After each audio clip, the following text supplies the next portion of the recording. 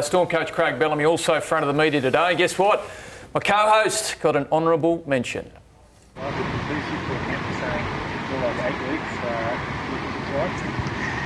I think that's ridiculous to 8 weeks, but hopefully Foose will learn his lesson and we'll go from there.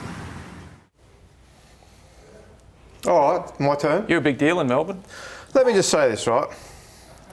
Grapple, chicken wing, rolling pin, hip drop, crusher, cannonball, crocodile rolls, ankle twists. They're all tackles designed to maim and injure players, all pioneered in Melbourne. The only consistent part of Melbourne since 2005, when all those tackles have been introduced and then later banned in the game, is the head coach Craig Bellamy. So I think the less advice we take from Craig Bellamy about the welfare of players, the better. And he can go to town on that, because you know what? They are the ones that are doing it. The game is now introducing rules to counter what Melbourne continue to introduce. So I've got no stock in it. You're strong. I was surprised how flippant and dismissive Craig was immediately after that game when he was asked about the Kaufusi incident. Like, Ryan Matterson was not cold, senseless, forced from the field, and I felt as though his response at the press conference afterwards was a predictable Melbourne smother. Most coaches would do that. The same thing. No, it's not that hard to say. The guy was unconscious, and his response was, "I didn't see much in it, to be honest." In his defence, most coaches would say exactly the same thing. Well, that doesn't make any of them right. It does, but doesn't make any of them right. Yeah, I disagree. The fact is, he could have come out and said, he said today, Kaufusi hopefully learns his lesson. Maybe he should have said that and show a little bit of care about the players that are actually playing this game and who are getting the brain injury. Ryan Matterson's got a history of concussions. Okay, he was injured and concussed in 2018, couldn't leave his house for 8 weeks because of the dizzy spells and headaches. And here's a bloke dropping an elbow on him the other night. So, please. Listen, I don't hold the same view as either of you on Craig Bellamy and the Melbourne Storm, but I absolutely support your position on the 8 weeks. My view's not on Craig Bellamy. My view's on the tackles. Yeah. That they continue to introduce, that then we have to introduce a rule, a law, to outlaw the tackles they introduce. And I think you're right about the 8 weeks. I mean, there's Lara, you saw that tackle. You saw what happened to Ryan Matterson.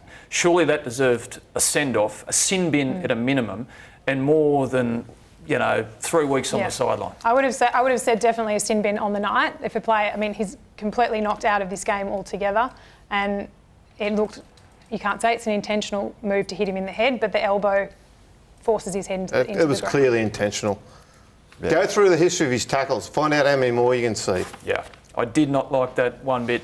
Now, in response to the Felise Kaufusi elbow on Ryan Matterson and Sean Kepi's high shot on Adam Reynolds, NRL referees boss Jared Maxwell is quoted in today's Sydney Morning Herald saying, definitely there was a warranting of a sin bin in both of them. I wouldn't have been disappointed if they had taken the toughest approach, which he's talking about a send-off. That's definitely an option, and there for a referee to dismiss players.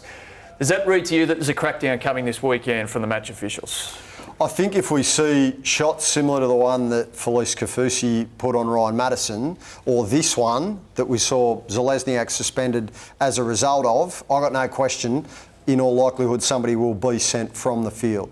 They've got to do this. It's a PR exercise. Yeah. They missed a couple of clangers last weekend. Now they're trying to save face. Put it out there in the media. PR exercise is what's wrong here. It's not just a PR exercise. It's actually there to try and change behaviour. The send-off was there to change behaviour.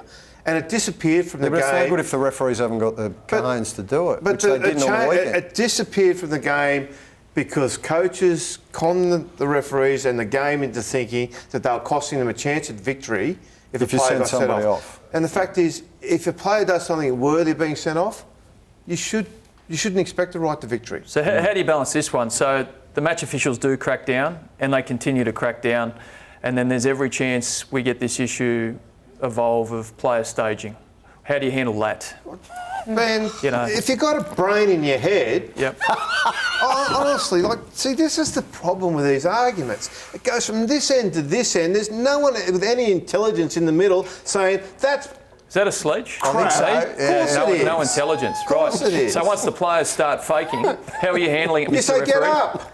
They used to do it in the old Oh, days, get right. up. So you're a doctor as well as a match Oh, official. here we are. See, no, seriously, mate. Like just He's pull out all outsmarted you. the old. No, they're not. These are all the silly arguments boxed. they've used to con the game over time. Oh, he's not a doctor. You've got a trained trainer going on there. Oh, the trainer's not a con man either.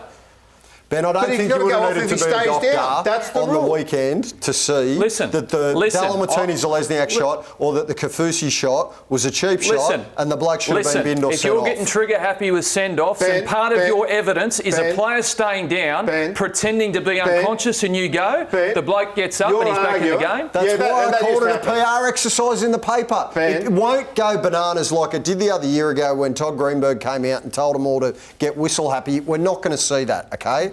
They've come out in the papers, they've waved the feather out there, be careful or we're going to send you off. That's all it is. You're arguing absolutes, okay, in that every decision will be 100% correct. It will not happen. Referees have never been 100% correct. They will make the odd mistake. What you want is they make the majority right. And you've got to trust that they're going to get the majority right. Yeah. All right. Well, thanks for bringing me up to speed. I feel smarter now.